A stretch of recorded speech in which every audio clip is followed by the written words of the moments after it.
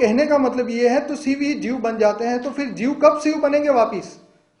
तो महाशिव आके उनको ज्ञान देंगे कि वापिस चलो, वापिस जाने का समय हो गया है, तत्वों को बदलने का टाइम आ गया है, तत्व परिवर्तन का समय आ गया है।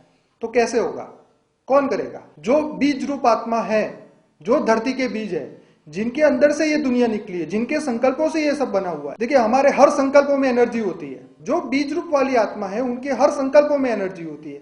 उनके ही संकल्पों से दुनिया बनी। जैसे हमारे शास्त्रों में बताया ना कि ब्रह्मा के एक संकल्प से सृष्टि का सर्जन हुआ। तो परिवर्तन कैसे होगा? संकल्पों से होगा, लेकिन किसके?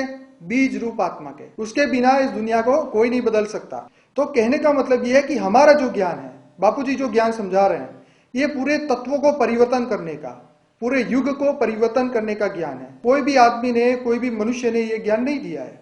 हमारे शास्त्रों में है, लेकिन पॉइंटों में है। तो कहने का मतलब यह है कि अब क्या होगा, हम क्या करेंगे, हमारे पास क्या है, हमारे पास कौन सा खजाना है?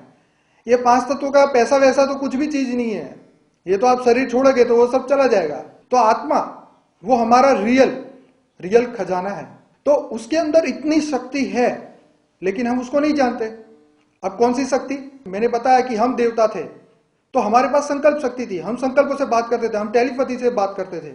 हम जो सोचते थे, जैसे आज हम अपने बड़े बड़े मकान, फार्म हाउस वगैरह बनाते हैं, इसी तरह देवताओं ने भी अपने संकल्पों को वेस्ट किया। उन्होंने अपने संकल्पों से बड़े बड़े ग्रह बनाए, स्टार बनाए, बड़े बड़े परम महाब्रह्मांड बनाए, ब्रह्मांड बनाए।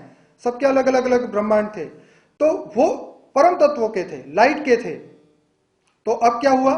तो जब हम 5 तत्वों में आ गए, तो वो भी 5 तत्वों के बन गए, वो भी मिट्टी के बन गए। जैसे आज यहां पे है, वैसे ही वो हो गया। तो कहने का मतलब यह है कि आज आप सोचिए कि आज क्या हो रहा है धरती के ऊपर। आप सोचिए कि आज से 2-3 हजार साल पहले जो ऋषि मुनि धरती पे आए, जो 2-2 हजार साल जीते थे, वो लोग कहां गए? जैसे शास्त्रों में लिखा है कि राम ने 10,000 वर्ष राज किया धरती पे। तो 10,000 वर्ष कैसे? किनकी घड़ी, किनके समय पे? जैसे हम कलयुग में बताया 43,20,000 साल। तो किसके गिनूं? अपने गिनूं, आपके गिनूं, थर्ड पार्टी के गिनूं? तो बताया, उसका भी बताया कि देवताओं का 1 सेकंड मतलब मनुष्य का 1 साल। तो हमारे शास्त्रों में बताया कि कोई साधु महाराज थे, उनको देवर्षि नारद ऊपर ब्रह्मा जी की आरती हो रही थी, तो वहां पे ले गए। तो वहां पे एक घड़ी, सिर्फ एक घड़ी वहां पे रुके, और जब वो धरती पे आए तो पूरा युग बीत गया था। तो शास्त्रों में लिखा है वो सही है, लेकिन उसको इंटरप्रिटेशन करना नहीं आता, किसी को समझाना नहीं आता। तो कौन समझाएगा? जिसके पास दिव्य दृष्टि होगी, दिव्य ज्ञान होगा। वो किसके पास होगा? परमात्मा, बाप के सिवाय किसी के पास नहीं है।